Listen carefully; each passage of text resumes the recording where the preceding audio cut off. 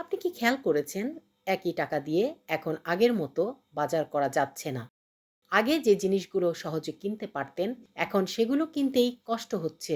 অনেকেই ভাবছেন হঠাৎ এমন কেন হচ্ছে?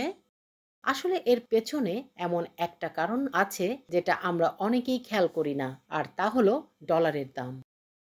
বাংলাদেশে আমরা প্রতিদিন যেসব পণ্য ব্যবহার করি, জ্বালানি তেল, ভোজ্য তেল, গম, এমনকি অনেক কাঁচামাল, এসবই আসে বিদেশ থেকে। আর এসব কিনতে লাগে ডলার। এখন যদি ডলারের দাম বেড়ে যায়, তাহলে একই জিনিস আমদানি করতে আগের চেয়ে বেশি টাকা খরচ করতে হয়। ধরুন আগে $100 পণ্য কিনতে 10,000 টাকা লাগতো, এখন সেই একই পণ্যে লাগছে 12,000 টাকা বা তারও বেশি।